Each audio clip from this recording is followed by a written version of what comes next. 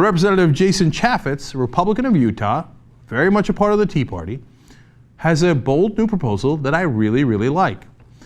The NFL and the NHL are non-profit organizations, laugh along with me, ha ha ha, and he says they should be taxed. In fact, he says, in reality, the NFL and the NHL are for-profit businesses, and they should be taxed as such.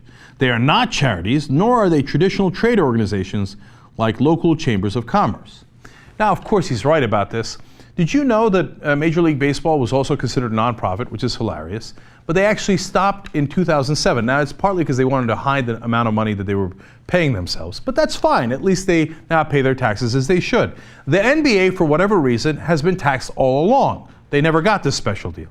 So this is clearly a subsidy for two leagues that's totally unfair. Furthermore, let me tell you how much it involves.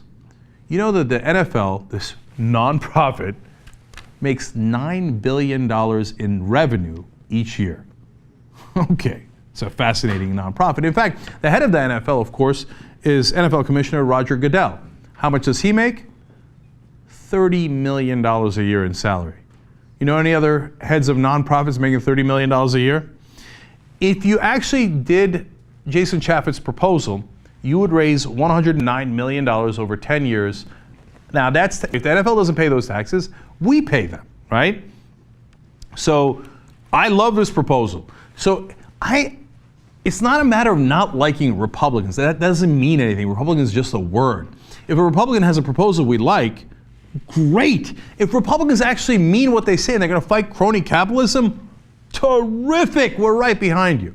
Now, look, there's a part of this proposal I don't agree with. Jason Chaffetz also says, I'm not looking for additional tax dollars for the federal government. Closing this loophole should be combined with closing several other loopholes in order to lower tax rates in revenue-neutral manner. Now, I don't agree with that because we have a terrible deficit.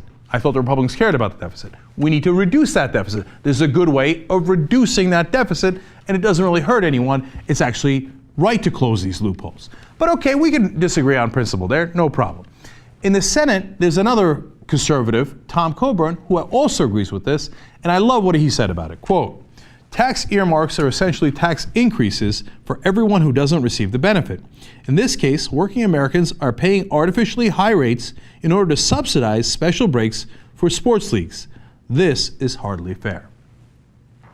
Look, I love football. I love the NFL. I can't wait for the Super Bowl, right? And normally, I totally disagree with Tom Coburn and Jason Chaffetz on 9 out of 10 issues.